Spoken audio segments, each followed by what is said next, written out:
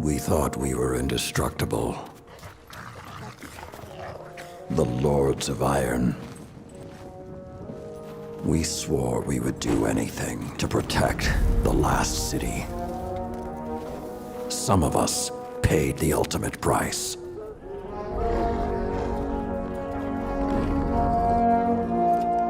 I am all that remains.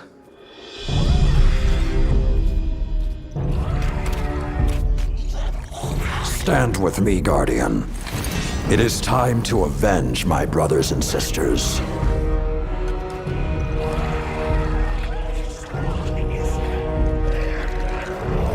Prove yourself worthy, and the Iron Lords will rise again.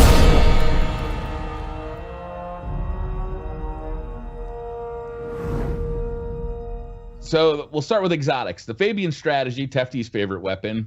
Yes, I love it. Fabian trash.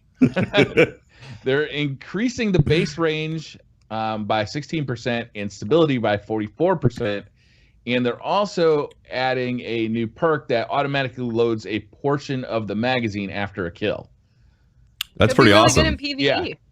Like, Right? Yeah. Yeah, it does sound like a PvE thing, doesn't span it? Yeah, I'm actually pretty excited about that. Like, I think it's going to, like, the 44% stability increase is huge. It needs that dramatically. Because even though they had buffed it before, it still was bad. Because it's one of those Hake archetypes. So it's like, yeah. type of thing, you know? Just like, it's really bad stability. So it needs that for sure. And just like you said, like, mowing through thralls in a hall, just like reload. Right. So, Yeah. It might be useful in PvP. Later we'll talk about auto rifles, but the mid-tier auto rifles are also getting a buff of their own. This does fit into that, you know, assuming you haven't procced the perk that changes it to the high fire rate. So that could actually benefit this as well. If That's that true. type of auto rifle is very good in the Crucible now, and it might be, this gun could be good in the Crucible. Theoretically. Has you're the right. potential to be, for sure. Yeah. It's definitely going to be better than it was. So Which isn't a That's- stretch. Yeah. It's going to get upgraded from hot trash to mildly acceptable. When can we look forward to review version 2, Tefty?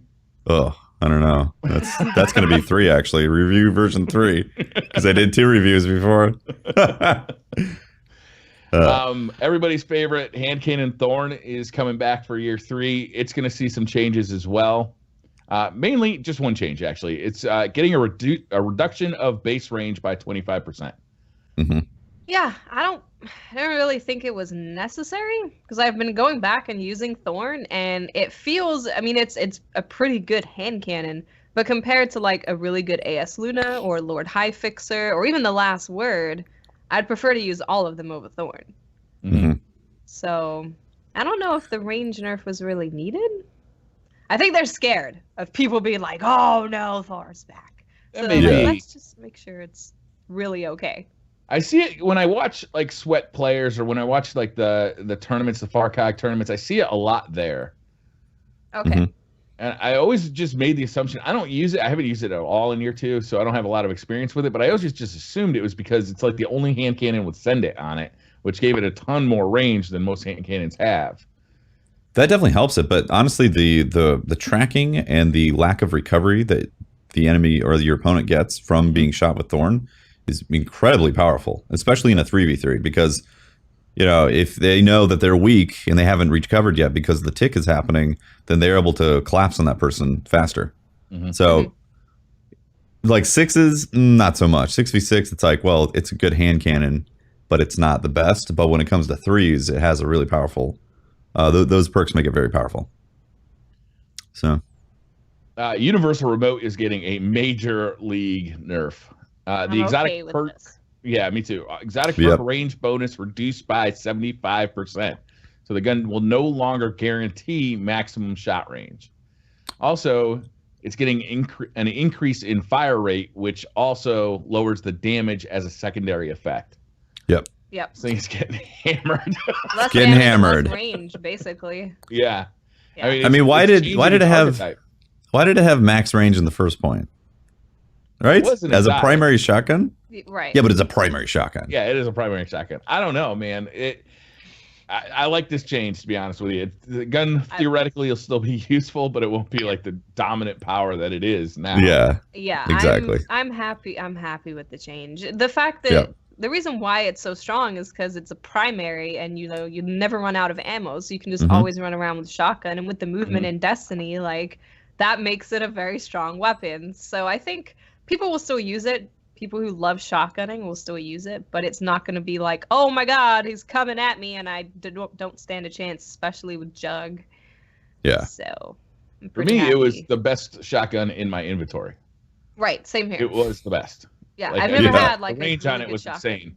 Yeah, I haven't either. So I mean, now I'll really be hoping that dead orbit shotgun fills the gap for me. Yeah. That dead orbit shotgun is crazy. It's the best shotgun I think I've ever used. Oh my god. Yeah. It's gonna be Armageddon. It's gonna be shot-mageddon. I'm gonna come Res Iron. Dead orbit. I mean, theoretically, a lot of people are thinking that dead orbit. We're talking about. I don't remember the name of it, but it's the dead orbit shotgun that the vendor is gonna sell in Rise of Iron. You guys got a preview of it when you guys got the PvP preview, and the perks it had when you guys were using it were phenomenal. They were the perfectly rolled shotgun. Yeah. So if it actually gets sold with that, then everybody's going to be using it. And if it doesn't get sold with that, everybody's going to have 3 characters that are dead orbit. They're going to be leveling up dead orbit. Yeah. They're going to be dumping the heavy ammo, picking the weapon every single time. Yeah. It's gonna. Yep. I mean, I'm going to do that for sure. I want a god roll. Yeah. If it's not a god roll. Yeah, I have had no luck getting good rolls on shotguns and me neither. Taking king. The Dreg's Promise is getting an increased damage rate of 8% and increased magazine size by 3. So each bullet will do more damage and it will get an extra burst. And sidearms are getting overall buffed. Yeah. And True. It's getting an extra buff. So Dreg's Promise is going to be the new meta. New meta. Sweat Tool 2017 Pro tourneys. People are going to be in the MLG tournament. It's going to be all Dreg's Promise. No, you know what's going to happen? It's going to be banned. They're going to have to ban it. Yeah, clearly. I don't know if the Dreg's Promise will get included in the general buffs. I'm not sure. Singled out the hit scan and non-hit scan weapons. Yeah, they did. They did. So I'm not sure, but an increase by 8% is welcome. Yeah. Yeah. I'm happy about it. That gun. This one had me scratching my head for a while. Touch of Malice. Damage infliction now removes Blessing of Light. I don't understand the need for it, right? Especially now, because the main reason people ran that strategy was because it was really good in the beginning, because we weren't high light level enough to do a ton of damage. So everyone was running Touch of Malice so that they could do a lot of damage, and you use Blessing of Light so you could spam it more. Now it kind of feels like there's not really any point in doing it, because do people go into strikes and use Touch of Malice with Blessing of Light? I don't think they do. Right? I don't think so. That was my thought too. PvP, my initial reaction was, oh, maybe people are doing this in PvP, but I have never run into it. Me neither. Yeah, unless there's something in Wrath of the Machine that would make that strategy like crazy good. Yeah, like if there's a boss somewhere that this would work really well on. Right. That's got to be it. That has to be it, because I can't even remember the last time I was killed by Touch of Malice in PvP. No. Like October of last year, maybe, if it was out by then. So in the ogres were essentially the most useful time. Or if you were trying to 2-man Oryx, right? Or no, or 3-man Oryx or something like that. No. Maybe I'm thinking of something else. I see that weapon Never mind. Twice. I see it once for the sisters fight, and I see it once for the, to take out the ogres and to shoot orcs in the chest. Yeah. And frankly, I think that it's better. You're better off using sniper rifles against the ogres anyway. And it's not that big a deal to do the sisters with primary weapons. So they're effectively, in my opinion, making the Touch of Malice a useless weapon right now. Like a very niche weapon. Again. Might as well dismantle it. It's very specific. Yeah. The Boolean Gemini is getting an added intrinsic perk for high caliber rounds. I'm excited about that. Yeah, me too. I think it's cool. I've always liked this weapon. I always had a little bit of an issue with the sight, so I never really got used to it. And the Mida kind of just is my scout rifle for PvP. But you combine high caliber rounds with the increased flinch that sniper rifles are going to see, and this thing may be a beast in the Crucible. We'll see. You know, I haven't checked out what the actual time to kill is on this weapon, but hopefully it.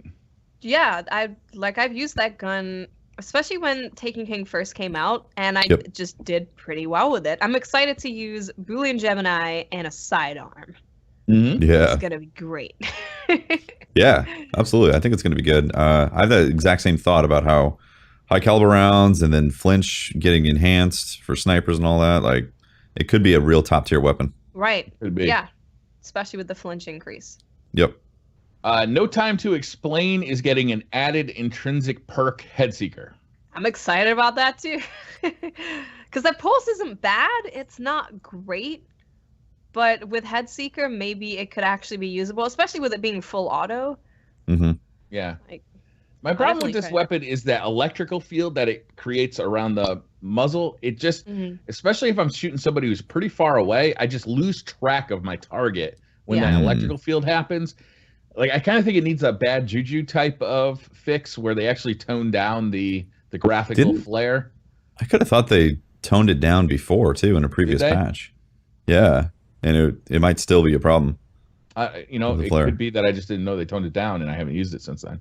I think they did that in December of last year. I could be wrong. I've heard that, but I'm not entirely sure. Yeah, it was very distracting. So yeah, maybe they did. All right, nothing really to talk about for sniper rifles, so I'm going to pass by that. There is a long list of changes to sniper rifles. Yeah. They're increasing the starting strength for. This is really odd language, so we're probably going to have to discuss this a little bit. Yeah, we're going to have to. The starting strength for aim deflection, aka flinch, when players take damage while scoped in from 30% starting to 50% starting. So when you're scoped in and you get hit, you're going to flinch 50%? Right. Yeah, it's a meaningless number unless you know what that means, but essentially it means you're gonna flinch more, right? Instead of this much, you're gonna flinch that much. 20% more than you currently do. Right. There you go. In addition to that, with every subsequent hit, the strength of deflection increases until you hit 100% max deflection. So I'd imagine you're dead by that time. Probably, right? If I two tap you with the Mida, then you're doing a little bit more on the second hit than you were on the first hit. A little more flinch on the second hit than you were on the first hit. And if I hit you with 3 of them, you'll be doing even more. And then if I hit you with 4 of them, theoretically, you'll be dead. Yeah. 4 to the head, you're dead.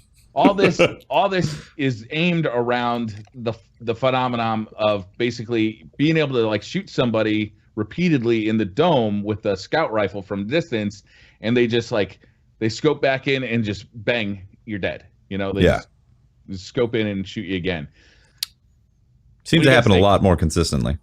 I'm happy about this, honestly. I think this has been needed for a while because the rate at which people are able to turn around and get a headshot on you when you're getting the drop on them and starting to tick them on with say Mida multi-tool seems to be too high. There's not enough penalty for somebody that's scoping in the distance and then suddenly receiving damage. So Bungie's aware of it. And they're taking the steps to try to give a penalty for somebody who is scoping in a certain direction for a while and not make it as easy to get the headshot off. Will it fix that? I don't know, because I think part of it is actually a lag issue where they might see me, they shoot me, but then in my screen I saw them and I shot them a few times, but then suddenly I'm dead and then they receive damage from 3 shots. That could be too. Yeah. Yeah, I'm fine with flinch. I feel like if you are doming someone who's hard scoped on you with a pulse rifle, they shouldn't be able to easily headshot you. So I think flinch is fine. I haven't seen anyone be upset about flinch being introduced. Even when I talk to guys who snipe all the time and they pull off one of those shots, they're like, "Oh, that guy's mad. I shouldn't be able to do that." Yeah. Right. Also, the overall sniper ADS aim deflection multiplier increased to 1.9 was 1.85. I don't even know what that means. Yeah. I gotta guess. Maybe it's slower to come back. So once you hit the flinch, it's slower to come back, but I'm not sure. I mean, that is really confusing language. Yeah. Yeah. Aim deflection multiplier. So flinch multiplier, right? Yeah, maybe. It could be. They need to show like some before and after this stuff to be That like would be great. this, Yeah. right? That would be really Like, nice. yeah. They also fixed an issue where the Irene UI stat bar showed an incorrect rate of fire. Good. Yep. Okay. So it's good. Cool. Auto rifles are getting a little bit of a buff here. Reduce the maximum. Well, they're getting a nerf and a buff. Reduce the maximum magazine size for the highest rate of fire auto rifle family. So the Doctrine of Passing family, the mag size is going to be smaller, which makes a lot of sense to me. Yeah, I think it's fine. I think the slowest rate of fire auto rifles could maybe do with some love. Mm-hmm. Little bit of love. Yeah. There's actually some things that they didn't change that I was very confused as to why they didn't touch it. Yeah. Which we can definitely talk about more, especially with shotguns. The high impact auto rifles though definitely fit into that category. Like I expected a little help for those guys. They don't have a whole lot of use right now. They don't. Yeah. Yeah, they really don't. They're in a weird spot. They did increase the damage for the middle rate of fire autos. So I know one of your favorite weapons is, oh damn, I forgot this 5,000 watts. You use it all the time with the blade on the front. Help me out. It's white. Oh, Monte Carlo. Monte Carlo. Thank you. Yeah. Monte Carlo's great. It's a great auto rifle. It's gonna be even better now. Yeah, I didn't think about that. I didn't think about that either, because I was like, I don't know what weapons fit into that class. But yeah, you're right. Monte Carlo would. The Fabian strategy fits into this archetype as well before enemies get close and it switches to that high fire rate.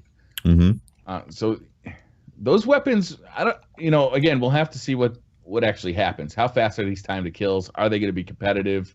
But they could be pretty good. I like the Monte Carlo because it feels good at a pretty good range. It's a good feeling weapon.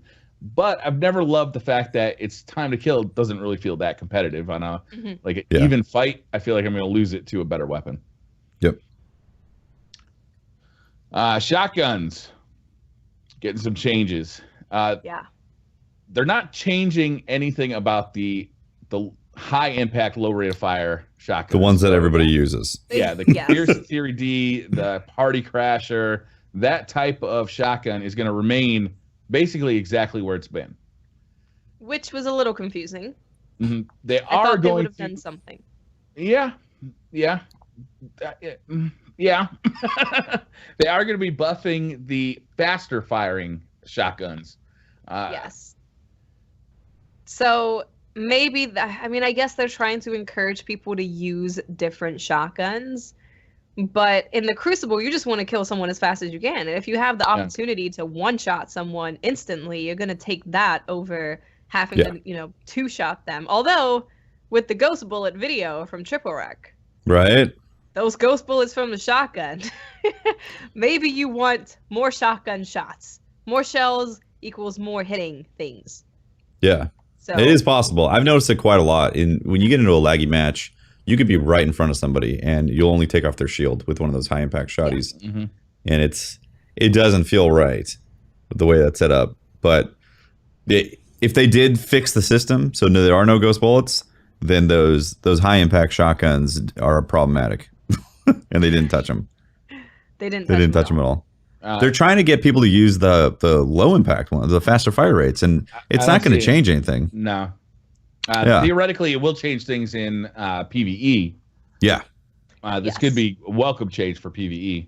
Yeah, I agree. Specifically, the Amobius decreased spread on Titan class shotgun and ADS, a 0.1 zoom factor increased base stability by 60%. So the Amobius itself is specifically getting a buff. Reduced spread angle penalty on shotguns with the full auto perk. Invective is not affected by this. So, if you are full auto shooting, this thing is going to be more reliable. So hopefully that second or third shot. I've run around with the Invective and had success with it.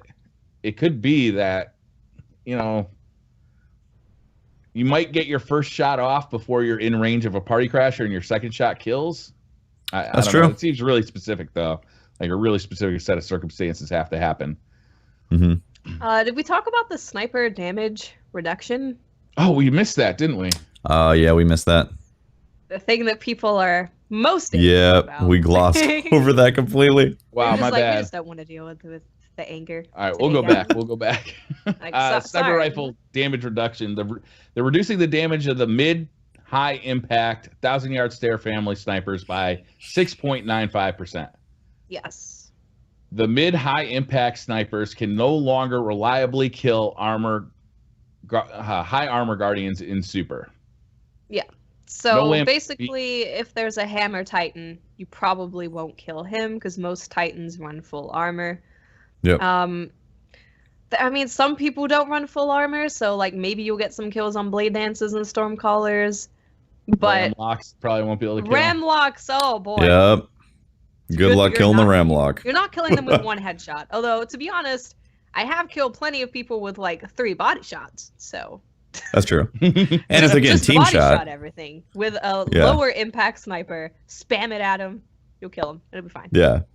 You know, honestly, I don't mind this. I know a lot of people are pissed off about this, but if you're specking for high armor, for max armor, then that's the benefit of that. And then if you do want to kill people off supers, then you have to use something like Black Spindle, or the highest tier of impact for sniper rifles. So that it does seem like that does need to be the trade-off right there.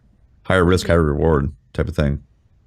It seems to, at least initially in my mind, open up the sniper rifle class to the low fire or the low impact snipers more too, because a lot of the reasons you use that type of 1,000-yard stare longbow LDR 5001 sniper rifle is for being able to snipe a guy out of a super and to hit him in the body, then follow up with one primary shot. Mm-hmm. I wonder if this is going to be enough of a damage reduction that one primary shot is no longer going to work. Mm-hmm. Mm-hmm. Yeah, when I first heard it, I was like, I don't know how I feel about that. I want to be able to one-shot someone in the head. It's not like the easiest thing to hit when there's a titan skating at you with hammers. So I was like, I think it's good that we can kill them if we're able to. But then as I thought about it more, I was thinking about the reasoning behind it.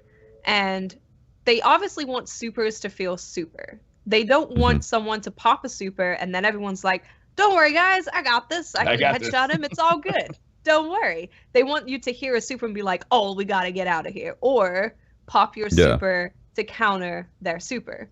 So I think that's what they're trying to do, is that they don't want you to have that instant one-shot hit to the head all the time. I mean, this is only for high armor targets. So there's still going to be some people, especially in 6v6, that are running low armor. Hunters. It's mostly in the higher, right? It's definitely mostly in hunters, the higher competitive modes where everyone's running higher armor. But I think 6v6 you're still gonna find a bunch of people you can headshot. But I was just looking at the reasoning and I'm like, okay, well I kind of get that. They want supers to be super. I understand that. They should be. And also it's just opening up for people maybe wanting to use Waylorn's March or something like that. So we're like, okay, I can still res snipe, and then instead of hitting that one shot in the head, I could maybe get a headshot and a few body shots a lot faster than I can with my longbow and be able to take them out like that. So I'm kind of like in the middle. I understand both sides of the argument. I understand that if you are skilled enough to consistently hit someone in the head who's running at you with a hammer and you kill them, you want to be able to do that because it's not an easy thing to do. But I also understand supers wanting to feel super and also opening up the ground for just more sniper rifle archetypes to be used. Yeah. I think that's part of it. Like the Irene, you don't see the Irene very often. And it would make the Irene slightly more useful since it has a higher impact. And same thing with Black Spindle. So I don't know if I would necessarily use a Waylorn's March, though, because that thing's got so low of impact for me personally. Yeah. Yeah. What's did we mention it's from Trials of Osiris right now? That one's popular. Glass promontory or whatever. Nailed it. Glass pomegranate. Yeah. In addition to this, No Land Beyond is not affected by the damage reduction. So No Land Beyond remains untouched by the lowering of damage. Yes. But they did also reduce the target acquisition for the LDR and the longbow synthesis to bring it in line with other snipers in the same family. Yes. This makes a ton of sense to me. They had a lot of aim assist. Yeah. More aim assist than other useful. snipers. Yeah. And I think that in terms of looking at snipers, if you have a super high impact, you're able to res snipe, you're able to do a ton of body shot damage to where you can just tickle the person and they fall over. You can't have that and super duper high aim assist as well. I think that you kind of want to choose your sniper based on what you're trying to do. Do you want to use a lower impact to where you're more likely to hit a headshot? Or do you want to have the high impact where if you hit a body shot, it's not the end of the world? Yeah. There was no trade-off there. Right. There wasn't. It was like, just use the longbow, just use LDR, just use 1,000 yard. There's no real negative to using it at all. There was no negative. Yeah. Also, in year one, they were like 49, 52 or whatever aim assist. Right. So I don't know why they bumped it up to the high 60s. Bumped it up to like and add 90. Yeah. I was like, what is the logic behind that? I don't get it. Now they're like, sorry, we made a mistake. We got to bring this back. Thank God they're doing it. Because, I'm fine with that. I'm fine with that too. Definitely. Yeah, the aim assist is fine. You just have to aim a little bit more. Did we finish talking about shotguns? We didn't. I think we got sidetracked back to the sniper discussion. So we talked about the Mobius decreased spread on the Titan class shotgun. They reduced the spread angle penalty on shotguns with the perk full auto, and increased high rate of fire and low rate of fire shotgun damage by 2%. So 2% extra damage on faster fire rate shotguns. I wonder if the Dangerous's retort could be a valid weapon now, because that thing was just on the verge of being really good, but it was actually. I kind of wish I'd bought it because it had full auto. Honestly, because I wonder if full auto is going to make it with those changes with the reduction of what exactly does it do again that it's saying with full auto? It reduces the spread angle penalty. So when you use full auto, your bullets would spread out more. Got it. Okay. So it's a little bit more consistent when you're actually using full auto. Yeah. I don't think it's going to be a game changer, but I don't think so either. No, I don't. Yeah. No. I mean, it might, like you said, it might make the Dangerous retort. The Iron Banner shotgun. It might make that people want to use that a little bit. If that more. even fits in, I'm not even sure if that fits into the low rate of fire. Like it's that's hard a pretty when specific they're category, not specific. Like, Yeah. tell me which shotguns it's gonna affect. Something I just want to touch on quickly about snipers before we completely move on is, I believe from what we're seeing that there's going to be more legendary high impact snipers, because I mean, you can still hit everyone out of a super with a black spindle archetype sniper. You know, I'd be super happy if they bought like Aphrodite's Spearback. That would be really cool, and I think it's a possibility. So I know some people are super upset and super angry, but I think there's also, we have to look at the possibilities of what's coming with Rise of Iron, and this update, this balance is for weapons that are also coming with Rise of Iron. It's for the Rise of Iron sandbox. So just wait and see, guys. Yeah. But also, Enkuch destroyed all of us with a sniper, and he was playing on this build when we were at the studio, so it's fine.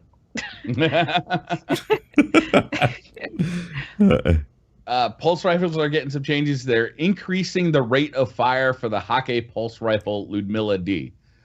Right. So if you've got one of those in your inventory with a good roll, but you've never really used it because it was just too slow, maybe this will help it. Yeah. I wonder if it's going to make it good. I think I didn't delete mine. I think I did a little house cleaning. That might have gotten tossed out. I mean, it's never been useful. Yeah. I mean, it theoretically could be if it always seemed like if we got back to a place where the high impact pulse rifles were good again, then that one would be really good. Yeah. But which again, haven't gotten there. Yeah. Again, they didn't look at that stuff. Yeah. But don't worry, the gunsmith's not going to change anyway. You can get another one. That's true. Yeah. There's a minor increase, 2% to damage for middle rate of fire family pulse rifles, specifically the Nerwin's Mercy type. I believe there's a Queen one that does that too, Final Duty or something like that. Mm-hmm. Oh, is that in the same? Yeah. If I'm not getting the name wrong, that might be the Scout rifle. I could be wrong on that, but Nerwin's Mercy used to be badass. Also, I think the Villainy, isn't that the same archetype from Future War Cult? I thought that was a little faster fire rate. Oh, is it faster? I could be wrong too. I mean, those things, it's like you can hardly tell unless you look at the numbers. Yeah, they're super close. Yeah, but Nerwin's was really good. You're right. When it first came out, it was like such a good weapon. That was my go-to for a while. So I'm excited to see if that could actually be good again. Yeah, 2%. I think the math doesn't the math make it's still a 3-shot, or I mean, it's like the same time to kill. I don't know. Like all these things are going to have to get some serious play testing to really understand what the effect is.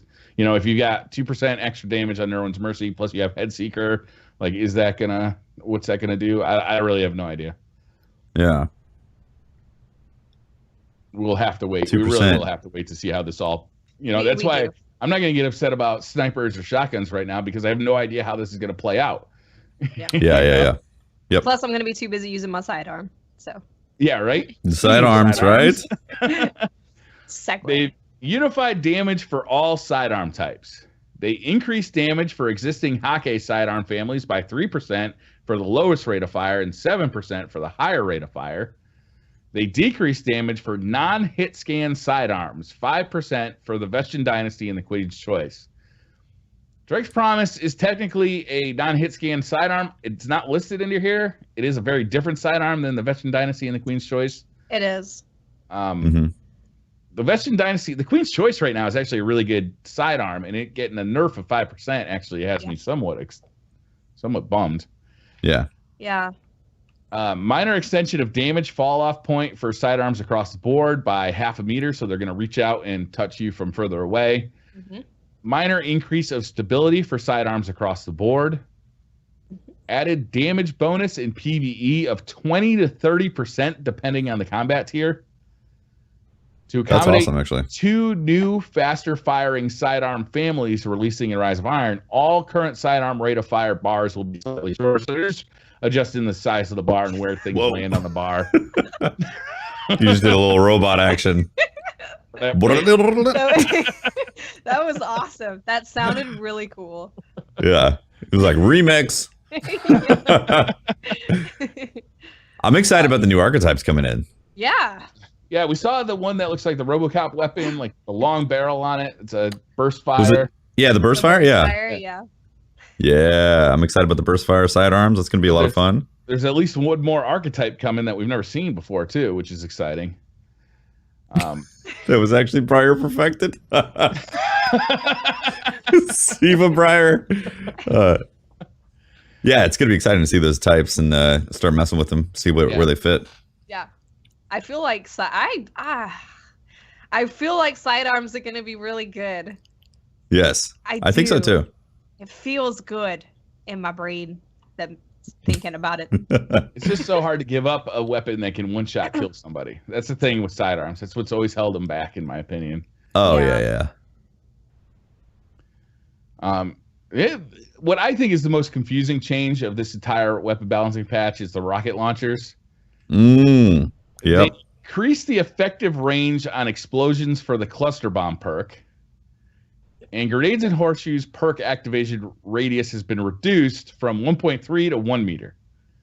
But so the they truth want is you to use cluster bombs. Yes, truth is not affected. Truth is not the rocket that everyone used and switched to in Trials anyway? Hey. Yeah. That's so no change to rockets in Trials of Osiris, essentially. That's unbelievable. Guys, I have a theory. What if... Talk to me. What if this patch is dropping some fixes to grenades and horseshoes, and they're not saying it in these notes? Okay. You know? And so the fixes are so good that they had to dial back some of the regular grenade and horseshoes because it was like, oh, this is actually killing people now. It's not flying right by their chest. See that. Yeah? Because right now, I swear to God, when I use rockets, I'm like, that literally went past it. Like they swallowed the rocket. Right. And they're like nutmegged them. It went right between their legs.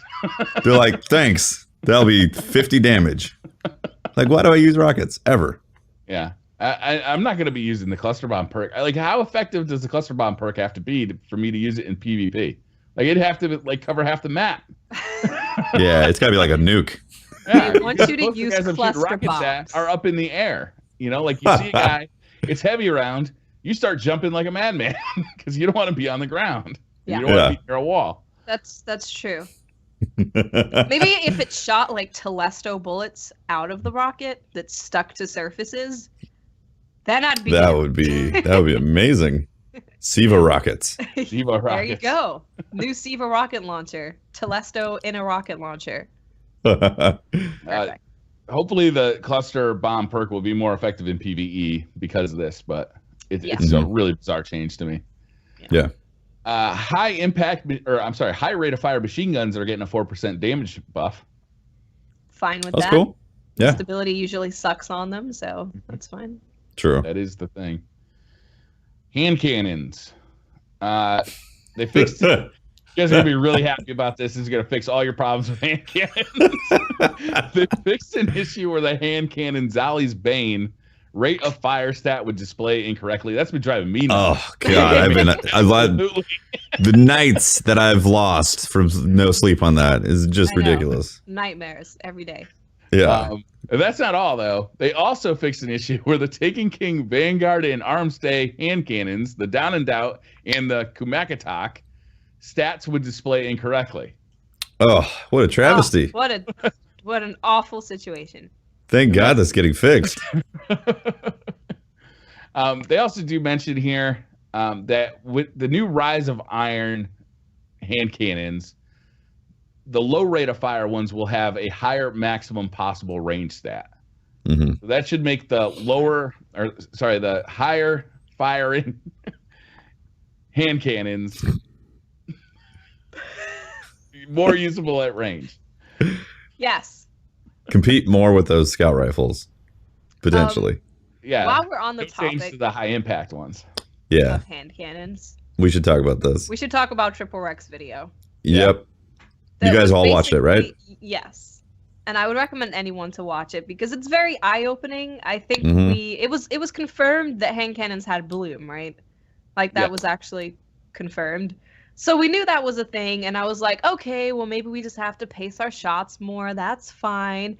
But this video, Triple Rec was clearly taking his time and making sure there was no Yeah. bloom, and the shots still straight up missed or registered as body shots when they Yep. shouldn't have been. Yeah, he had two people standing face to face in the Crucible at a pretty significant distance.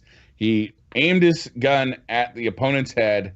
The opponent was not moving. He was not moving. He fired, and the bullets were frequently missing.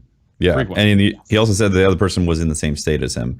Not Yeah. that should matter because technically they're not moving, so there's no actual deltas of data being transferred saying where they're at.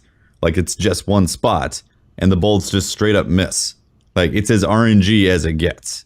Literally rolling a dice every time you fire these things. The other thing he did too was he then used it looked like I think it was a Badger CCL or something like that. Yeah. Used a scout rifle, and the exact same thing was happening. Mm-hmm. A precision and it also happened weapon. with a shotgun. Yeah, and he right showed in like front of someone. yeah, he was like, clearly it's happening with shotguns as well. Here's an example. There's literally ghosts in the machine gobbling bullets. Like when you say somebody's gobbling bullets, like there really is a gremlin gobbling bullets. And that's not just bloom. Yeah, that's not at all. bloom. No, That is not because bloom. he That was is- giving the gun ample time to sit there, Yeah. rest. What we've understood about bloom is that it settles, right? Is you can't just rapidly fire a hand cannon like you could in year one because you needed it to settle to reduce the amount of bloom. The amount of kind of the area where your bullets could go could contract. But I mean, these were just missing.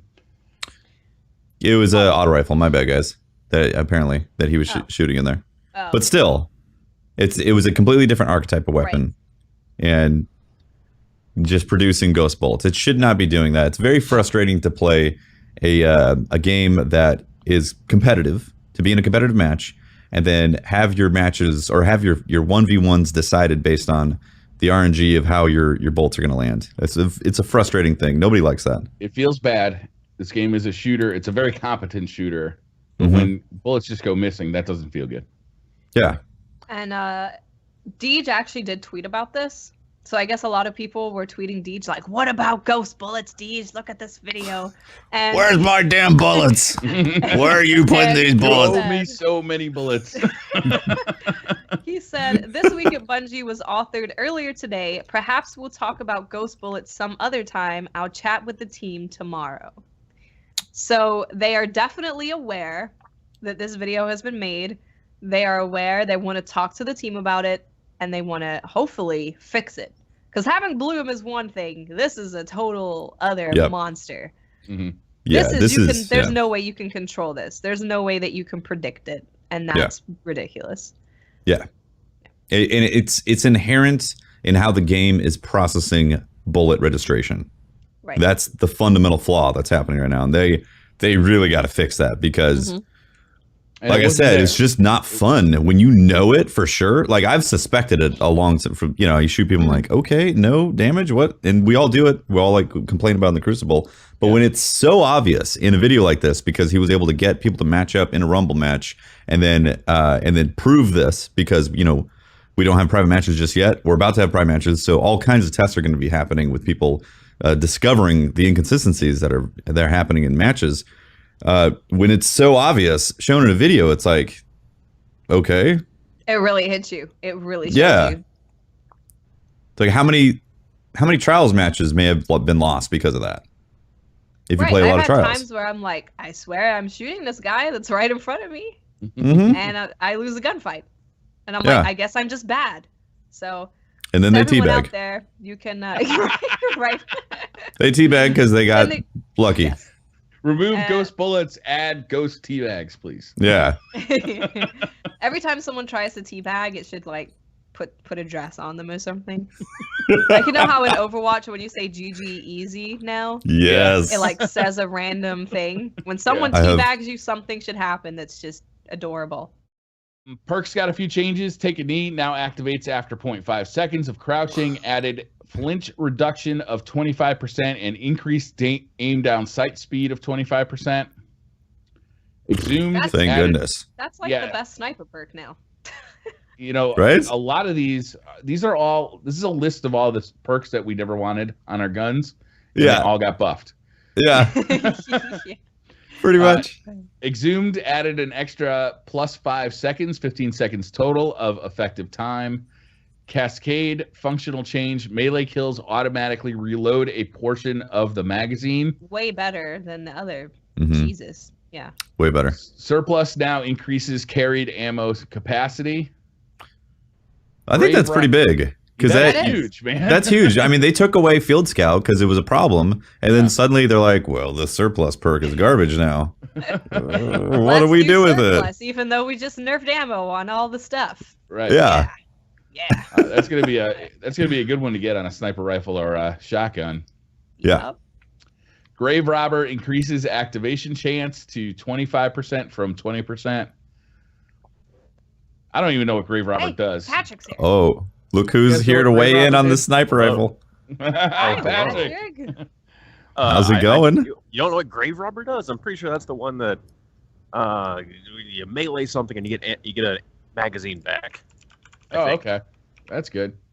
It's only on Greg's Promise. Greg's Promise, really? Yes, I believe so. Wow. And only Guerrilla Fighter. Fighter. Guerrilla Fighter increased stability and range bonus by 200%. Think of it as a bonus, hammer forged, and perfect balance when the perk activates. Thank goodness. I was really worried about Guerrilla Fighter. Patrick, we thought you were working the night shift tonight over at Target. Oh, I hate you. No, I'm currently traveling to Bungie to do stuff. So, got a small story to tell. Guess who needs to do cardio more? Yeah. This guy. So the Chicago O'Hare terminal is set up in like probably the worst way possible, where you basically have to run no matter what time you get there. I got there 45 minutes before my next flight, but then I had to wait 20 minutes for a shuttle to take me to a terminal that had no other access aside from these shuttles, and then I had to run from one end of that to the other And that's where the whole me not doing cardio equation comes in. Wow. That sounds super stressful, man. Yeah. Basically going full on out sprint for a half mile to get there before the gate closes. You get there and you're like, oh, I made it. Fantastic. Why can't I see anything? I basically passed out because I was hyperventilated. And, God. my flight. Oh my God. You You missed your flight? Oh, no.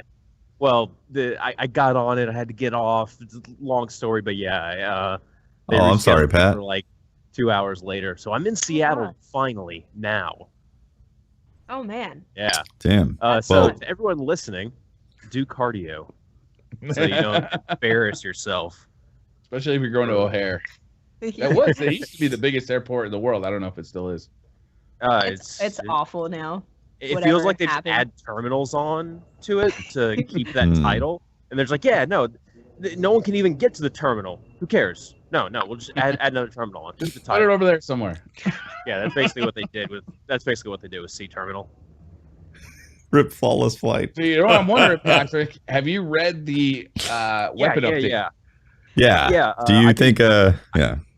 I'd briefly like to comment on like the sniper rifle changes. I don't know what totally you get guys it. have said. Yes. Personally, I think that's a good change overall. Like, snipers need to be able to be challenged. They shouldn't be, gods that can just hard scope a sniper lane or something like that. I definitely like all the flinch changes that came in. That's something that community's been kind of requesting for the most part. The one I'm kind of confused about is the damage on the LDR class snipers. The headshots? Specifically, the headshot damage on it, mainly to kill like high armor supers. Yeah. I don't know. That one just feels odd to me. I feel like the main problem with snipers is body shot damage, and Right.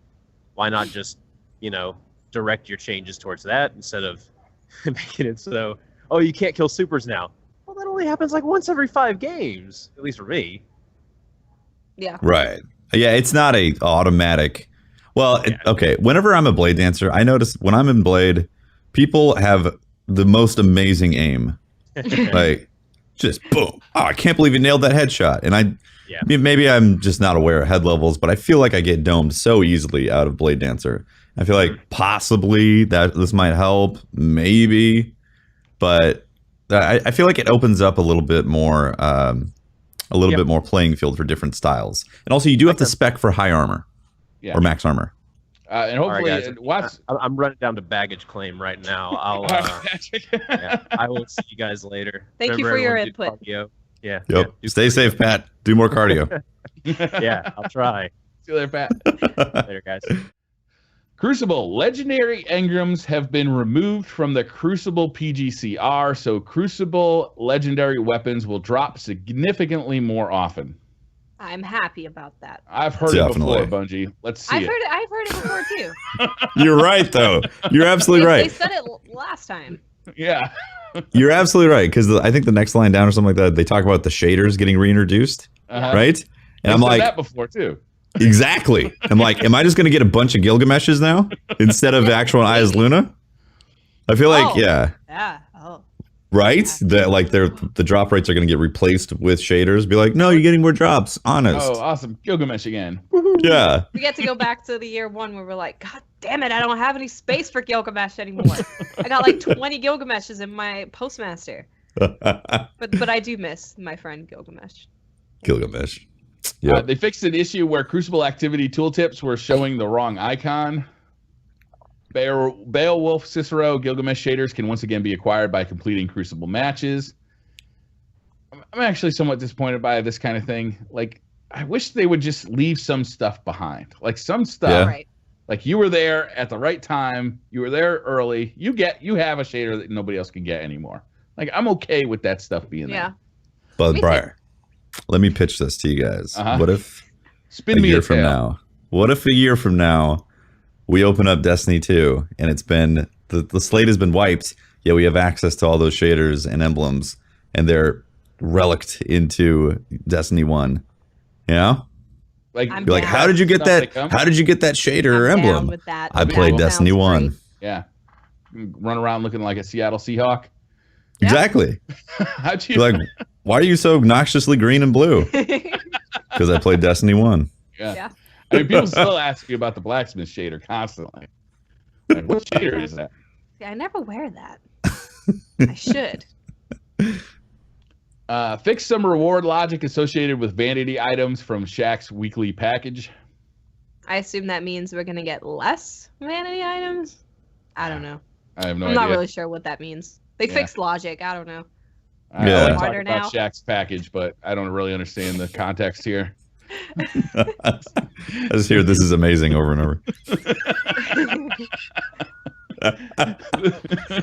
The Crucible Quest faction.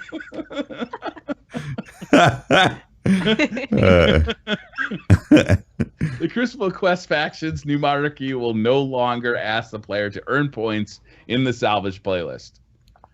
Cool. So you don't have to play Salvage to do that quest. Good. if you're doing them, Quartermaster? if that's for the mountaintop quest, right? Yeah, Sure. I think. So Yes. I'm pretty sure. So people joining in now that have to do the mountaintop quest to unlock the Shaxx bounties are not going to have to do the salvage part. Yep. That Just a little quest has mind- gotten easier and easier to do. Since It's getting easier and easier. Yeah. I think Bungie's looking at the data and being like, people are not doing this quest. Fucking hard. They're like, it's part of the triumphs, and they're still not completing this quest. We have to Yeah. change this. Yeah. And that playlist can be filled with sweats a lot of the time. So it could be Oh, hard yeah. to win. Oh yeah. Yeah. Crucible Quartermaster weekly bounties have been removed. Poor guy. No one was doing his bounties. They were Right? Like, I didn't even know they were there for the longest time. My stream told me, going over to the Crucible Quartermaster. Oh, okay. I never had time to do them on top of like the daily Crucible stuff and like the weekly Crucible stuff, and like I just never get around to doing the Quartermasters. Unfortunately. I don't think I ever once did the quartermaster bounties. It also doesn't give you anything. If it gave you something special, like maybe he gave you a weapon and Shaxx gave you armor or something, Yeah. that would be kind of cool. Shacks. Adios. You keep your boots, shove them up your ass, asshole. Yeah. Free Sterling Treasure from Weekly Crucible and Postmaster will be discontinued. Sterling Treasure is still available from Prison of Elders and Eververse. Yeah. I mean, it's going to be replaced when Rise of Iron comes out anyway. So. Yeah. Radiant treasures, right? Yeah. Some game types have been changed. 3v3 game types give slightly less heavy ammo per brick. Okay. Great. Makes sense. Less people, less ammo. Trials I mean, of- I'd like them to just remove it, but I'll take less. Yeah. I still think threes shouldn't have heavy unless there's like an option to be like, yeah, let's put heavy in this, like a voting thing in the beginning. Trials of Osiris for year 2 has ended. Trials of Osiris will resume in Rise of Iron on 9/30. I'm excited for it though. That day is gonna be amazing. That's going to be a lit I day. better get the cape immediately. I'm going on strike. A couple changes to elimination, which I think are really interesting. Heavy ammo now only appears at one central location in elimination matches. That's I'm great. excited Fight about for the that. heavy. Yeah, That's gonna be awesome. Cool. That almost to me is better than not having heavy at all. Right. I think so. Yeah, I Yeah. think you're right. It's such You an have to fight objective. over it. Yeah, you Yeah. have to go there. Whoever gets the heavy is going to dominate that round. So Yeah. you have to Can't skirmish put over this that. down, my friends. It's great. They also fixed the bug where heavy ammo could persist through rounds if the heavy round ends before it can spawn. Salvage, reduced initial relic capture spawn delay from 15 to 10 seconds. Reduced time between relic spawns from 25 to 15 seconds. Reduce countdown time on enemy probe from 45 to 30 seconds. Increase interaction radius on enemy probe from 3 to 5 meters. Increase successful sabotage score from 150 to 200 points. Change scoring so that now only the interacting player gets points for a successful sabotage. See, they're trying to make people want to play Salvage and actually play Salvage. Yeah, And everybody free to see deathmatch. they need to make it straight up objective where like you only get points if you capture the relic or disable the relic or instead of playing it like a regular skirmish match. there was a weird scoring thing in Salvage, wasn't there, where it was worthwhile to dismantle it more than to actually capture it to begin with. So nobody wanted to be the team that captured it. Everybody wanted to be the team that dismantled it. Yeah. Didn't they make it so it's even more points though? They bumped it up to 200 points for dismantling. Yeah. So hopefully this fixes it. Wouldn't that make it worse? Right. Yeah, it's gonna make it worse. Oh yeah, shit. That's what I'm saying. But it's going to an individual player rather than everyone. So maybe overall it's reduced. Oh, okay, maybe. Yeah. Maybe? Is that how it works? Because I don't right now, when you know. dismantle, like, the whole team gets a boost in points. I don't know. I never do it because I'm just killing people in there. I don't actually do that. Yeah, they need to make it so you can only score if you get the salvage point. Like, that's what makes sense. And it would be a fun 3v3 mode if you could only, if like that was the way you won, by actually getting those salvage points. Yeah. But So now it's just, instead of 150 points going to everyone, I guess, it's 200 to one person. So it's a lot less points for dismantling. Okay. Oh, I see. Sense. Okay, there we go. Yeah, people are saying it used to be 450 somehow. Okay. Rift, I guess got a it is huge changed, change here. They added an overshield on player spawn to cut down on spawn camping. This is probably the biggest problem with Rift, I would say. Mhm. Yeah. Hopefully this is enough to fix that. Here comes the high impact sniper rifles. Extended runner damage resistance when picking up spark by a few seconds. I don't know about this. I mean, if you went in and tried to get the spark and people were watching it, then that's your fault. Then that you're you got, being a dummy. Yeah, Like, your team you should have go in taken there- out. You should go in there when it's the right time to go up, right? Yeah, exactly. Definitely, it's gonna encourage aggressive play. That's for sure. It is for sure. Jump in there, grab it, and jump out of there before you can get shot up. I do like the overshield on player spawn to cut down on spawn camping, though. That is a big I think it's going to problem. help. I think it's going to help for sure. I don't think it's going to fix it because you could have a couple people with high impact shotties just, as soon as you spawn. So, but it's going to help. A couple of map changes here. Rusted Lands, they added invisible physics to stop players from escaping intended playable area. Vertigo, they did the same. On Pantheon, they rotated lower heavy ammo crate to keep ammo from falling off the map. Didn't know that happened. It has to be heartbreaking. Crossroads, they also made some changes to physics to keep people from leaving the map. Blind Watch moved elimination tiebreaker zone indoors to avoid bias towards Bravo. I'm honestly disappointed that they didn't make the changes for Frontier to make people stop going on top of the bridge. Right? Because I don't like that. I do that. I'm sure people are going to disagree with me. I'm sure there's going to be people that I don't like it disagree. either. I agree it shouldn't be there, but I'm going to take advantage if it is. Yeah, right. I Just, with all of those map changes, I would have thought maybe they would have done something about that. It's also the fact that the timer refreshes when you just slightly jump off the bridge and go back on. Mm-hmm. I would like it if you couldn't go on top of the bridge. Yeah. Agreed. Just had an invisible wall going up. Yeah. 4 more changes and we're done.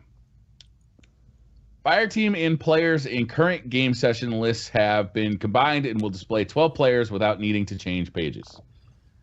I can't believe it was ever like that. That doesn't make I know. sense. The one person on the other page, I was like, yeah. Okay.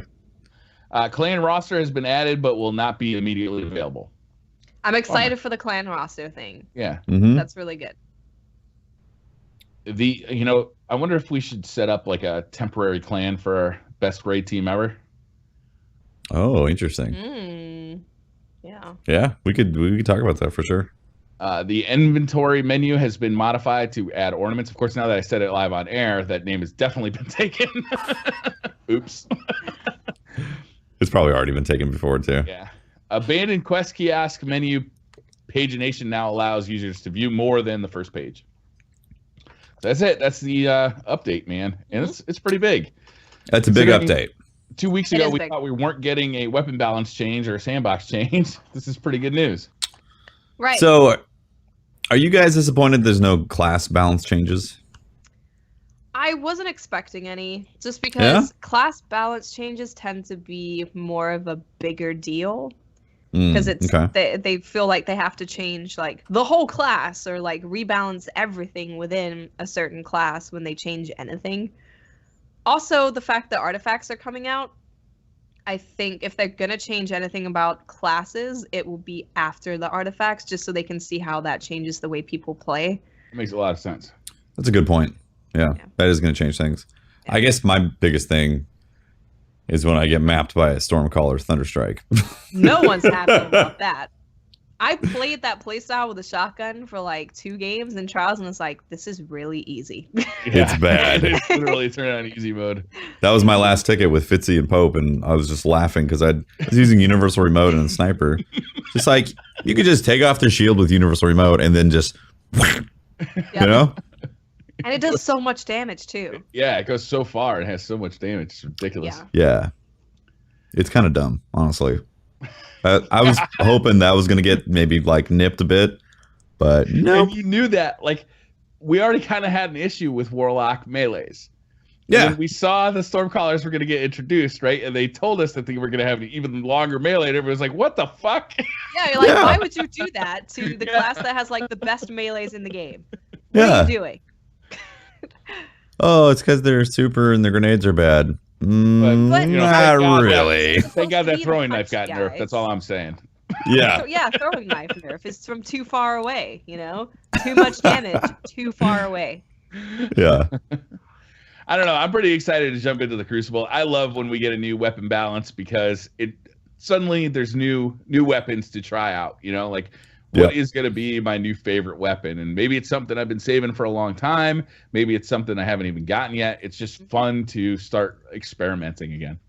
Definitely. Yep. I really wanted to talk about the announcement of this PlayStation 4 Pro. Oh, that's true. We haven't even touched. So should we just do the PS Pro and then just do a few Twitter questions at the end? Or do you guys that sounds good. Okay. Yeah, for sure. All right, well, the PlayStation 4 Pro was announced yesterday at the meeting, the Sony meeting. It looks like a Big Mac to me, a big black Big Mac. Big black Big Mac. The industrial design was lacking, especially considering that the press conference was about an hour after Apple announced its brand new iPhone. Right. A little bit of disparity there. It's got 4.2, is that right? 4.2 teraflops of... It's literally 4.20. 420 teraflops. So I was like, no way. It's got roughly double the power of the current PlayStation. The current PlayStation is like 1.8. Current PlayStation is 1.8 teraflops, so it's like 2.4 or 2.2 or something like that. Yeah, somewhere around there. Yeah. You know, they're advertising this as a 4K gaming machine, which I find dubious at best. They're also advertising it as an HDR machine, but unless you're playing on a 4K TV, a new 4K TV that's pretty high end, HDR is meaningless to you because, frankly, it's not available on 1080p TVs, and it's only available on the newest of 4K TVs. And frankly, you better be careful about which kind of HDR TV you buy because there's a format war. There's 2 different technologies. There's Dolby Vision and HDR10, which are competing, and some TVs don't offer both. I think Samsung does. That's. I don't know. What do you guys think about the whole thing? I'm excited about it because it's a new technology. New hardware pushes gaming forward. It makes developers utilize better graphics. It introduces better graphic routines into the APIs and all that, so they can actually do things that are cooler with textures and shadows and all that stuff. The 4K thing, I think, is straight up marketing. Like, it is. They can't give us a new PS4 with better 1080p graphics, or they think that they can't do that, so they have to say, well, it's 4K gaming. And it's like when PS3 and Xbox 360 came out, and they were like, it's HD gaming. No, it was 600p most of the time. You know, it wasn't actually even 720p. So I feel like that's what's happening right now, where we're getting the hey, it's 4K song and dance, but really we're several years out from that actually being a reality. But it's great news for us that like to stream and play in 1080p because it's going to give us better graphics, straight up, and better frame rates and better graphics. And also the games are going to be on parity in terms of frame rates for PS4 and the Pro. because I think they said campaign wise, if it's a single player campaign, the frame rates can be different, but if it's a multiplayer game like Call of Duty, the frame rates have to be identical and they have to play the same. So don't worry, if you have a PS4, you're not going to get owned in the Crucible because somebody has a Pro. That's not going to happen. Yeah. I wonder though if field of view could be changed. Like if I doubt it. Pro, that you could change the field of view. Oh man, that'd be so nice. I doubt it. Yeah. So narrow. It's so narrow. It is. But again, if you could have a wider field of view than on the PS4, big advantage. It's a big advantage. Yeah. Yep. Huge advantage. Yeah. I don't think there's going to be any changes to Rise of Iron, right? No. Destiny 2 is the earliest we could expect to see, any kind of fallout from this announcement at all. Mm-hmm. As Destiny players, but other games are going to take advantage of it right out of the bat. Like they said, Uncharted is getting a kind of an up-res. They showed a bunch of games.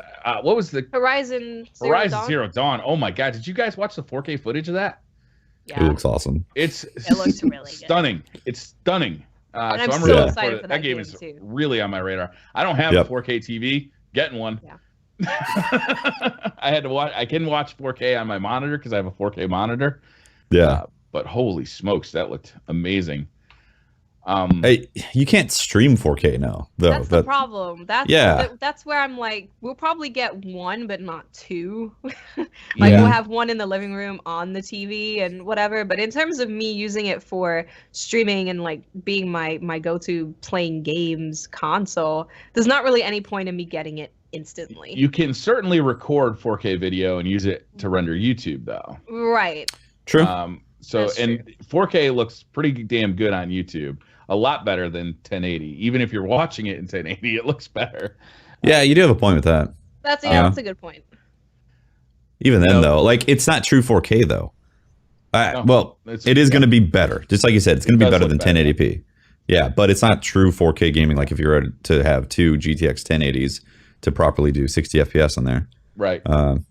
What I wanted Sony to talk about when they were making that announcement, I really wanted to hear as a 1080p gamer what this was going to do for me, because I don't have a TV that is capable of 4K and HDR, and to be honest with you, that's a minimum expenditure of about $3,000 right now, right? That's a significant output. There might be cheaper ones than that have both of those features. I'm not sure. I think it's around 3K to get a good one. Yeah. And that's huge, right? So I don't really think that 4K is ready for the masses. So for them to focus so heavily on 4K gaming with this box that I'm not even really sure is capable of it, I would have liked to see them spend a lot more time on the 1080p side of things. Like when you plug this thing into your current TV, here's the benefits that you're going to get by, spending an extra $100 over the slim version. Or if you already have one, here's what you're going to get by upgrading. Yeah, I would have actually really liked to see just gameplay like this is what it's going to look like on a regular TV that you have now that most people have, and this is the difference. Yeah. And if we could see that it's like a noticeable difference in graphic quality just without even having the 4K TV, I'd be like, okay, well that's good then. That's worth it. It's only going to get better too when I get a TV.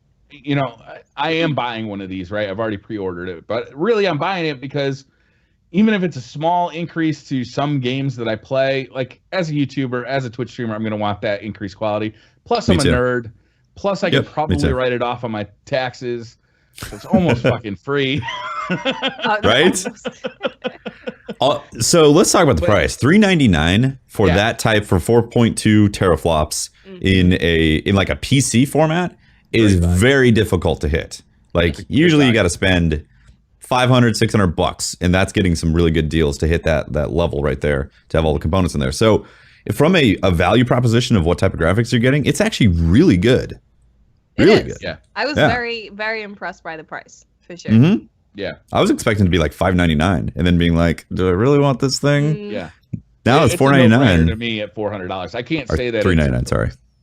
Yeah, I can't say it's a no-brainer for everybody. That'll be like if you have a PlayStation, you're going to be playing the same exact games on this PlayStation that you're going to be on that PlayStation. It's just going to look a little bit better at 1080p. We don't really know how much better. It'll look a lot better if you're running on a 4K with HDR, theoretically. But, that's not a $400 investment anymore. That's a $3,000 investment. So seriously, I think to me they've got a little bit to work out here. Plus they got the Scorpio breathing down their neck next year, which is going to have significantly 6 more power teraflops. than this thing. 6 teraflops. In my opinion, Sony's in kind of an awkward position right now, and a little bit. Not the Slim, like Xbox just released a Slim that actually added functionality, right? Oh, it's got an Ultra HD Blu-ray player. It's got 4K streaming. It's got a faster processor. Some games actually run at a faster frame rate if you have the Xbox One Slim compared to the older Xbox One. And we need to talk. We need to talk about the glaring omission that they did too. Yeah, and so that thing actually has Ultra HD Blu-ray at $300. Sony announces their Slim, which doesn't have any of those features, and their Pro doesn't even have Ultra HD Blu-ray. Yeah. Why? They're like, I don't understand why they left that out. Yeah, I don't really get it either. Yeah. It's unbelievable. I can't believe they took it. Just makes no sense that they put that out. They're like, okay, we have to put a regular Blu-ray in there because we can't afford the 4K Blu-ray. It's like, really? And those licensing fees must be ridiculous, having to pay Sony those licensing fees. It must be. That must be the issue. That their own licensing fees to themselves are that astronomical. It's widely credited as like the biggest reason the PS2 and DVD succeeded. The reason that Blu-ray succeeded was because it was included in the PS3. Yep. Like, why wouldn't they make that logical jump over to the Ultra HD? It makes no sense whatsoever and that they did that. You got this guy on stage talking about how awesome 4K looks and how awesome I'm sorry, the lighting looks. I already forgot the name of it. HDR lighting looks. That stuff's not available when you download movies off of Netflix. You have to have an Ultra HD Blu-ray to get that HDR, right? Right. Like, so it's like, oh man, it's such a mixed bag. Yeah. Like, if I'm looking for a $300 console right now, Xbox One looks real good. Yeah, it really does. They actually took features out of the Slim. If you use that optical cable on the back of your PS4, like for an Astro headset or to hook up to your stereo, that's gone on the Slim. Yeah. And if I'm looking for $400, I'm really curious on how much that Scorpio is going to cost. It's a bizarre choice by Sony. That's the biggest thing that I'm wondering now, because it's going to be 6 teraflops, and supposedly the GPU is not out yet that they're going to put into it. I think that's the reason, some of the reason why they haven't put it out or decided not to release it just yet. And I wonder what kind of price point, because if they also put it at $399, that's going to be a really, really powerful price proposition power to be like, Scorpio is nearly 4.2 to 6 teraflops, and it's going to, if it's in that same price category, a lot of people are going to flop over to that side. Yeah, it's interesting. It's an interesting time to watch all this. And meanwhile, it's interesting. There's a we lot. got the Nintendo console coming out next year as well. It's just like, do you really want to be spending? My Sony's asking for a big outlay this holiday season. They got the VR headset coming out. They got the new console. They want all your money. They literally do. They want all of it. If anyone's money hungry, guys, any left over, check out the TV section over at Best Buy. We've got something there for you too. It's a bizarre time to be a gamer, but it's interesting for sure. I'm looking forward to seeing what these new graphics are going to look like. It's a powerful time to be a gamer. Yep. For sure. Yeah. We went long. We went real long. Do you guys want to just do some Twitter questions? Let's do a few. Hold up, Briar. I just got to tell you something first. You know, hook me up. There's times when I'm raiding with my, my squad, viewers, subs, I'm doing my raid and I'm doing call outs, and at the right time I say a specific call out and it happens to clutch a certain thing and we end up killing orcs. A lot of that is contributed to a Blue Yeti microphone that's plugged directly into my PS4 that happens to be clutch every single time. So shout out to Blue Mics. I'm wearing the headphones right now. They're great quality. And I'm sorry I don't have a dead cat to wove into this, unfortunately. It would make it way better. I feel like this is a B rating ad that I'm dropping right here. But I use Blue Yeti mics all the time, especially for the PS4, and it's a fantastic podcast mic. If you just want to get into podcasting and you only have a laptop or a computer, you buy a Blue Yeti. You're able to plug it in. It's got all the drivers and everything, and it's got the hardware to immediately start recording directly into that microphone. So that's why it's a good value, a good deal. Blue Yeti mics. It works on Mac. It works on PC. It works on your PlayStation 4. Yeah. It's just a.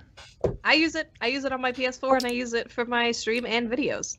It is There the you go. YouTube starter kit. Like everybody. It is. Everybody grabs one right off the bat. Yeah. Now it comes in a bunch of colors. Are we giving one away today?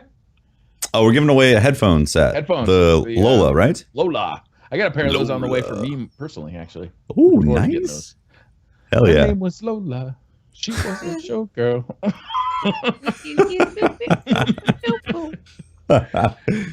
All right. Twitter questions. Paul Pasagno writes, favorite changes made in this patch. How lit with patrols will patrols be once again? Oh, so lit. Especially with So lit. Archon's Forge. Like, Hell yeah. there's Right? going to be people everywhere. That exclusive armor? Yes. Yeah, definitely. I'm excited about that. I think it's great that they're thinking they really need to give incentive to do patrols and those the public events, because they're one of the coolest things that you learn about in Destiny, and then when you get to the end game, they just become useless, you know? So I'm excited that they're actually thinking about that and giving more stuff. I'm pretty excited about these sniper rifle changes. It's something I've been asking for quite a while, and I'm really happy about it because I thought it was kind of a ridiculous thing that I could hit somebody in the head 3 times with my multi-tool and they could snipe me out of that. They could literally turn around and be like, bruh. What are you doing? I have a sniper rifle. Yeah. Yeah. Like, oh my Who God. do you think you are? Brandon Mulbronner, do you think it's okay to have bad perks in the game, or should every perk be great? I think you have to have some that work good and some that are not that great in order to create uniqueness or diversity. I don't think it's possible to have everything be fantastic and completely balanced at the same time. Oh, yeah. Completely agree. Like, especially with something like Destiny, right? Mm-hmm. Where there's so much stuff. All you can do is hope that each weapon has its spotlight, or each Yep. thing has its spotlight, and just that they rotate it frequently enough to where you get to use a vast array of weapons and a vast array of subclasses. That's all you can do. There's never going to be a time where you have perfect, exact balance. Yep. Unfortunately, it's just the game that they created. They created a game that has a lot of stuff in it. Yep. I would like a greater variety of great perks. They're called perks because they're supposed to be good, right? Mm-hmm. I would Right. like to see less guns that you need a perfect roll on, or there's a specific perfect roll on. I'd like to see the perks be so broad and so good that there's all sorts of different ways I could build a gun to customize it to my play style or how I wanted to use it. So I would like to see a broader variety of really great perks. Yeah. Yeah. Sir Lugash, do you think Destiny 2 will keep 30 frames per second now that Sony prohibits different frame rates in multiplayer games? So this comes back to this discussion. It's like, yeah, they're gonna make the PS4 Pro on parity in terms of frame rate when it comes to multiplayer games, but Destiny 2 has the ability to adjust to, like, say 720p for PS4 and run at 60 FPS. Mm-hmm. Like, it's not locked per game. Destiny 1 definitely was not going to go to 60 FPS. That's No. for sure. That's not going to happen. But Destiny 2, I think I'd be very surprised. I would if be they didn't make it. extremely surprised if Destiny Right? 2 did not go to 60 FPS. I think it's kind of a given. That Yeah. I think it's kind of a given that we're going to get 60 FPS. Yep.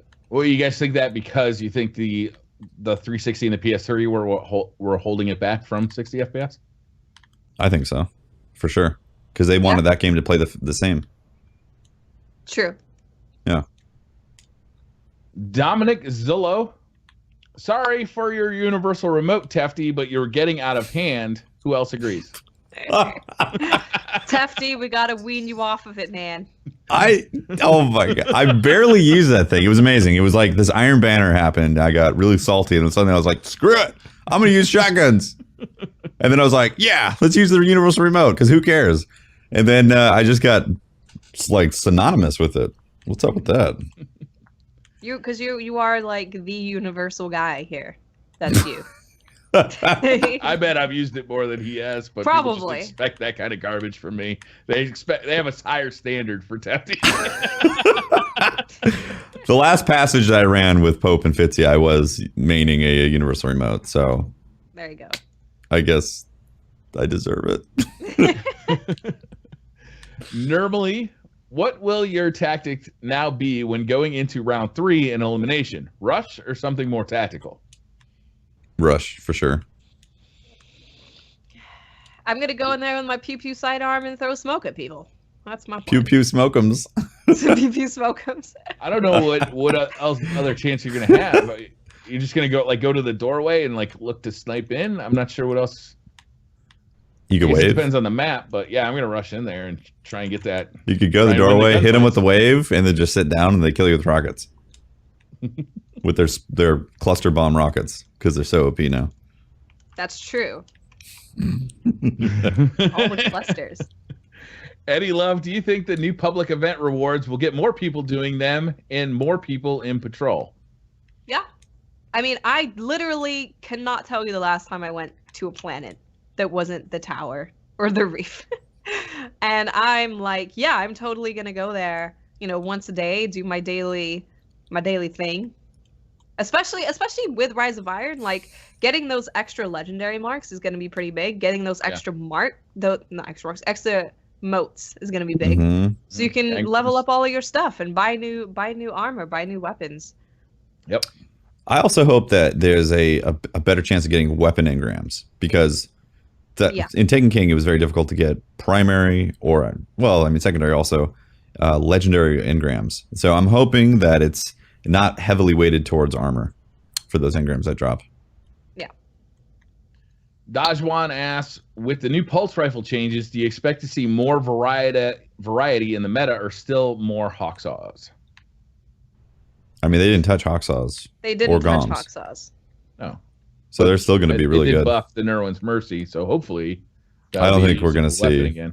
I don't think we're going to see more of that. I think If it's because still again, a 3 burst headshot kill, it's not going to be good. yeah, the time to kill for headshots is the same. I think the body time to kill is adjusted slightly with that 2%. Yeah. It's not going to change it to be like, I'm going to put down this gom because it just melts people. Yeah. Iron Lord Trike wants to see factions have a full armory. Future World Cult Sniper, Scout, Shoddy, Dead Orbit, Pulse, Hand Cannon, etc. Yeah, I want that too, Iron Lord. That wasn't a question, that was a statement. Sorry. Just Novak says... I was a little confused how to answer it. I was like... Me too. I was like... What? What do we... What? What is it? Will they add new guns to the Crucible end of match loot table? I already have both the guns worth having. I'm gonna say yes. Yes, they will. I hope so. I certainly hope so. Yeah. I would hope so. Yeah. Ringo Canone, if you could design exotic quests, e.g., G-Horn, ideas how they be more memorable, meaningful, and not grindy. Making them like the subclass quests, because although those were short and they were easy, I was still like, that was badass. That was awesome. Yeah. Adding some kind of cutscene, even if it's just a short cutscene, would be really great. But yeah, for me, the subclass ones, I really thoroughly enjoyed them. I did too. I got to go with you here. It's a really good idea. Yeah, I agree. And they might be doing that because they showed it on Bannerfall, right? There was fighting the right. AI on Bannerfall. Mm-hmm. So maybe that's what they're gonna do. That'd be cool. Bildo T. Baggins asks, since the speaker is evil, do you think we will push to ban open carry in the tower? Open carry in the tower. I think so, Bildo. Yeah. It's a solid chance. I've never actually seen anybody with an open container in the tower, so it may have already happened. It may be too late. Yeah, we've already lost the tower. We just don't know it yet. Vincent Lloyd asks, what do you all do to combat stress, negative thoughts, and salt in PvP when you're not doing so hot? I yell so it's out of my system. Don't keep it in and get angry. Just yell. Just yell and people like, you're so angry. I'm like, no, I'm doing this so I don't get angry. This is an exercise. This is how I relax. Man, last night I was getting pretty salty, and I noticed like my salt levels, like things that are questionable will happen, and it'll trigger me, and then I'll just start complaining about things that aren't as questionable. I'll start complaining about the game in general. And that's when I realized I just have to take a break, play something else. So I switched to Witcher, and it was actually great. Yeah. It was like the perfect de-stressing experience. That's what I do too. Is that I'll switch to something else. If I'm not enjoying myself, I'll just switch. Yeah, that might be just switching to PvE. That might be if I was playing solo, bringing some friends in and like starting to laughing, have a good time together with friends. Yep. But changing it up somehow is the way I do it. Josh P, what was your most memorable drop in Destiny thus far? What was the biggest one? What was the one that sticks out? Probably Hawkmoon for me, because it took me so long to get it. And when it happened, it was on Oryx at the wizard guy. And I was like, I had this feeling. I was like, I'm going to get Hawkmoon. It's going to happen. And then as soon as she died, I got Hawkmoon. So that's the one that I really, really remember. That and my first exotic, I really remember. But yeah, that I was like, because I called it, I felt it in my bones. I was like, it's happening. And it happened. I'm pretty sure I got the Hawkmoon from Death Singer also. Oh, really? Really? Yeah. Uh-huh. I was pretty lucky. I got it pretty early. I think my Dragon's Breath from the Death Singer. Bitch. Oh, God, yeah. Dragon's Breath. Freaking No Land Beyond, who's just like oh my god, your thanks for playing prize. I think my most memorable was when I got the Galahorn on stream. It was during the summer. It was for the PS4, and it dropped actually from the Death Singer. Also, I was like reading chat, and I looked over and I saw a Galahorn. And I was like, oh my god, oh my god. Yeah, I miss that. That's not here anymore. Yeah. For me, it was the Vex Mythic Last. Like, I'd done the raid over and over. I'd seen it drop for so many people. And when I finally saw it, like, I mean, I went full on mental. I was firing it up in the air, like, like a like some kind of like Texan like party. Like, fire the thing around. I was screaming into the microphone. My raid team wanted to kill me. It was hilarious.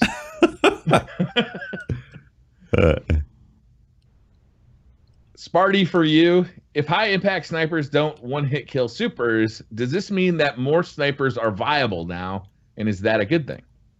Yes, and yeah. I think, like, people have been very upset about, oh, now I can't snipe people out of supers and whatever, but they seem to forget that the other snipers haven't really been a viable option. I mean, sure, you can use them, but when you can get one body shot and just tickle someone and they die, there's been no point in really trying anything else. And also, you can still one-hit kill people out of supers if you use the Black Hammer or another weapon of that or archetype. If they're just not running max armor, too. Yeah. So it's not a reliable one-shot kill out of a super. But it will still happen. I personally think it's good. Like, I'm happy with new weapons or other weapons coming into the spotlight and us messing around with other things that we haven't been using. Mm-hmm. Yeah, I agree. Like, I think it's going to open up a few things. I wonder if you're still going to be able to use that trick of body shotting somebody, switch it to your primary, one shotting them. Like, if that still works, I think they're still going to be very popular. Yeah, I mean, once 170 minus 7% is like 150 something. So, I'm pretty sure. Probably still get the job done. Yeah, exactly. Yep. Reclaimer H20 says, since the Spindle is the only current super killer, do you think we'll see the return of the Spear for Rise of Iron? I really hope so, because it's Rise of Iron. It's about the Iron Lords, Aphrodite. I'm hoping. I'm really hoping, because that was my favorite sniper. It's still my favorite sniper, honestly. I love it. Yeah, I love Final Round, man. I remember emptying that clip out. Oh, wait, shit. Sorry. I Dirty never had a final dog. round effort ever. Yeah, I didn't have one. Nope. That was not me. Milk Buju asks, I'm an avid Dreg's Promise user. With the new changes, will you guys be using it more in PvP? I would definitely try it. Yeah, I'm definitely going to check it out. Drake's Promise? Yeah. Yeah. Yeah. Duper, man. I don't have it, so I'm going to have to go get it. I just dismantled my Fabian strategy like yesterday. I was so pissed. Oh, man. Joseph Maynez, so double bubble strategy for Oryx challenge is done now. Taking King needs to be faster for primaries. Time to kill needs to be faster for primaries. Whoa, that's like two different things. That's like very different. Yeah. The double bubble strategy still works. You just got to use sniper rifles, man. It's actually still super effective. Sniper rifles are actually more effective, honestly. It's that and Sleeper Simulant. They just melt. Yeah. Yeah. If you have like a triple tap longbow and then the Sleeper Simulant at the same time, you're good to go. Yeah. Mike the Bass, how do you think sidearm changes will affect the Crucible? Too OP or not enough reason to use them? It's going to be great, man. Sidearms people are gonna be yelling, saying nerf sidearms. They're awful. It's coming. You know, we haven't had an era of sidearm yet where it was like, God, really. these sidearms. So maybe it's time. It'd be fun, at least to have them be, you know, a contender for your sidearm or for your special slot. Yeah, exactly. They're not really right now. Some people use them, but Joseph Maynez, what subclass adjustments are you guys expecting? So, I think that kind of confirms that there's none, right? We are expecting none. Yes. Right? I mean, like, because there was none in the... none for right now, for sure. Yeah, none for a bit, at least. Nothing's happening for a while.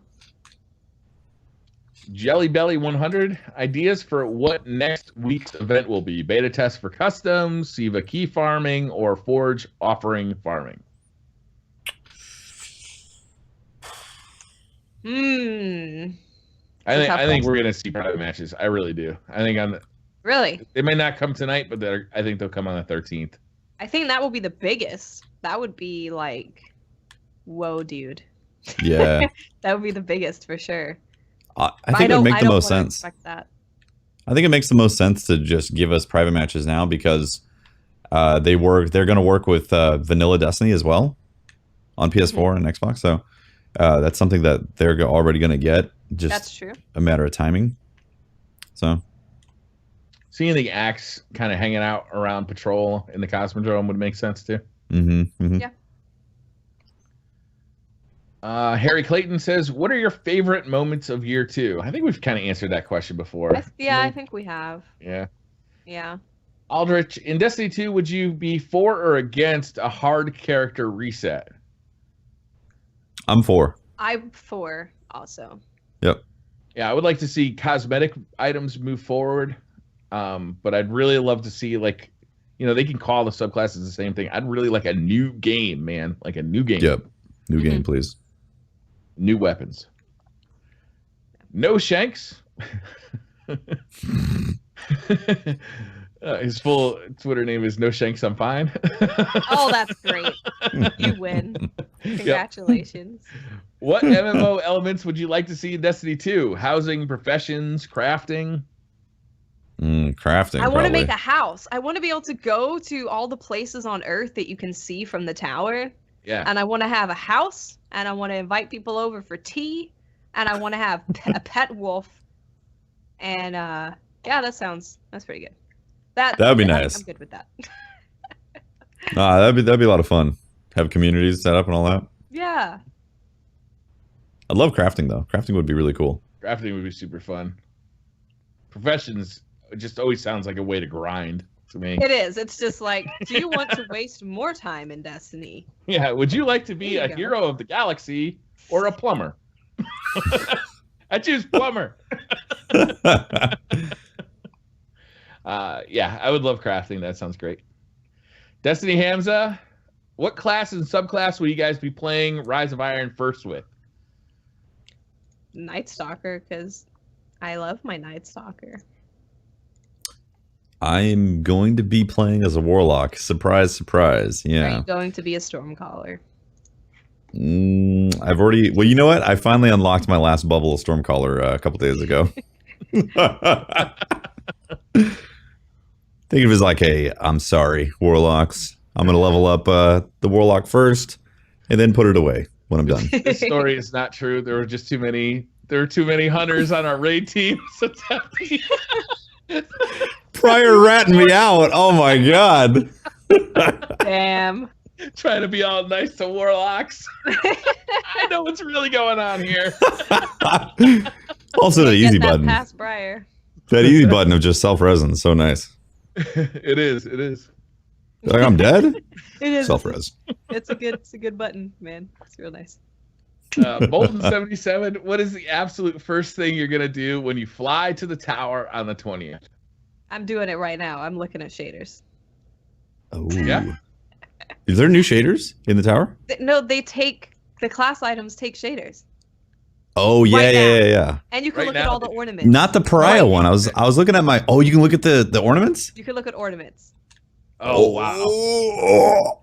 The pariah cape does not take The shaders. pariah doesn't, but like the regular one that you get from playing trials does. And I saved a discipline strength one because I was like, I It bet does. the pariah It one. takes shaders. It looks does. amazing. Yes, it looks amazing. Oh my god, this is fantastic. Yes, I'm very happy right now. Jesse? Wait, what was the question? We just answered that actually. What's the first Oh, thing what am you're I doing gonna at the tower? First time? I'm gonna go see if the Dead Orb shotgun is a god roll. Yeah, Yeah. that's what I'm gonna do too. I'm gonna make a lap around all the vendors and see what the best rolls on everything are. Yep, that's always the best way to start, honestly. Colin Kruger, how salty are you about the sniper nerf? I don't think any of us are salty about it. I'm not I'm salty happy. about it. I understand it. I want things to change. I'm too happy right now also to be salty. So Yeah. Yo, this is Mark is fantastic. fasting. Hi guys and girl, love your hard work and awesome show. Question: would you guys host a tournament with PD? yeah. Maybe. Yeah. I was like, yes. Sure. I would. Sure. Sounds great. Yeah. Will I? I don't know. Sekis asks, based on the patch notes, do you think Bungie is trying to shy away from high impact pulse autos? I don't I think they're know. the hardest thing to balance, especially pulses, because They're very- slow yeah. fire rate changes dramatically affect their time to kill, so they're Mhm. hard to Yes. balance. They are. I loved them when they were really strong. They were great. Jeff Williams, so wasn't sure, will Irene be affected by the sniper changes? I think all Well, of the them flinching. are. The flinching, yeah. Yeah. It's only No Land Beyond is not affected by the damage, but it's affected by everything else. Well, does Black Spindle and like Irene get affected by the 7% reduction also? I don't know. I thought it was only Black that Spindle tier of doesn't. I don't 1,000 know yard stare. Oh, Where's yeah. Irene Yeah, you're fit right. there. Yeah, but all of them are gonna have more flinching, which I think is fine. They need that. Where did All you right. see the ornaments? I'm looking, I can't find ornaments. It's not on all. If you go into like Zalo Supercell, Hawkmoon, Multi-Tool, Telesto, Like Truth. inspect the weapon itself. Yeah, you inspect the weapon and then it will have like the 2 ornament slots and then you can select preview and it will Found it. preview. Oh, that's dope. Check out the Golden Midas, truth. Anthony. Check out the Midas. Is that one? It's on my warlock, This is and I what don't want to open up the podcast has thing. become, guys. We are just looking at ornaments and shaders. All right. Super fun people ask, custom game type, HUDless horseman. No HUD, double shotguns, no super or grenades, rumble. Want to play? No, Yes. sir. I do not. I want to play. That sounds awesome. That sounds really fun. Hell yeah. 3 more questions. What do you think? 3 more? Then we can sounds go play some Destiny. Yeah. Yep. Nadir asks, do you agree with Bungie's decision to take away the ability to one-shot supers of shit? I'm moving on. Edward Weaver, What quality of life changes would you like in the future? For me, make my guardian left-handed as I am. Oh, I'm left-handed. I'll do that. Yeah. Has there ever been a shooter with a left-handed option for your character? I mean, originally shooters had your gun just like kind of sticking out the middle. Yeah. But once they moved to like showing the arm, I can only remember right-handed shooters. Yeah, I think that's usually how it is. Mm-hmm. Does that feel weird? Does it make you uncomfortable, Tefty? Nah, because I'm used to it. Tefty? Slightly. I'm slightly offended, but Okay. I'm over it. You know?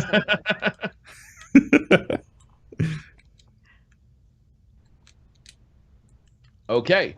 Nobody's got any suggestions I can see. Everybody's super distracted by I'm looking at the Midas skins. The Midas skins are so good.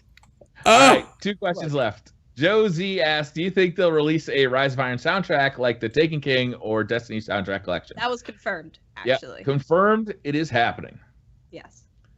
Confirmed. Our final question of the night, probably the most important question will be asked in our lifetime. Master Rune, time to ask the real questions. Doritos, nacho cheese, or Cool Ranch? Cool Ranch for me. You fucking fascist. Actually, I saw a tweet earlier today where they said, I think it was Sweden. In Sweden, they're called Cool American Style or something. That is the greatest insult I've ever been. That's incredible. Absolutely incredible. I'm gonna go with nacho cheese. I don't eat sorry. I don't eat Doritos anymore, but yeah, if I was gonna pop open a bag, those would be the ones. I can't allow them into the house because if they are in the house, I will eat the entire bag. Gobble. Destroy them. All right, guys, that's it. That's the whole podcast. Sweet. Nice. We did it.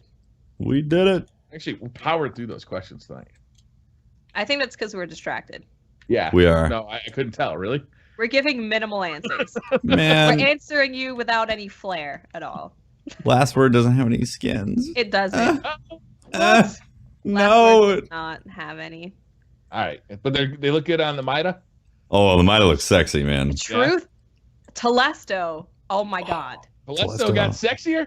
Find a Telesto and look at it. You can be bright pink or like a bright animated blue. That's fair. That's great. It's amazing. My love it. Queen's Cape takes shaders. I'm so happy. I can wear any shader I want with any cape I want. It's good. It's a good time. Who would have thought the day would come? Man, looking good. So that's the podcast, right? Yeah. Let's wrap it up. Damn, that's the podcast, guys. Destiny. Thank you very much for listening, watching, wherever you're at. If you're listening on iTunes or on YouTube or right here live in the Twitch chat, my name is Tefty Teft. You can talk to me at Teft on Twitter, twitter.com/Teft. I also stream twitch.tv/Tefty Teft. And I stream on Planet Destiny as well on this channel, twitch.tv/planet_Destiny. I'm Briar Rabbit. You can find me on the Briar Rabbit channel on YouTube. You can look me up on Twitter at the Briar Rabbit or find me on Twitch. Look for Briar Rabbit. There's a glitch in the Matrix. Twitch. And I'm Miss 5,000 watts. Oh, giveaway. We need to do We're going to do that after. Okay, good. Yeah. Just some people were freaking out. Okay. Yep. I'm Miss 5,000 watts. You can find me on Twitter, Twitch, YouTube, Instagram, all at Miss 5,000 watts.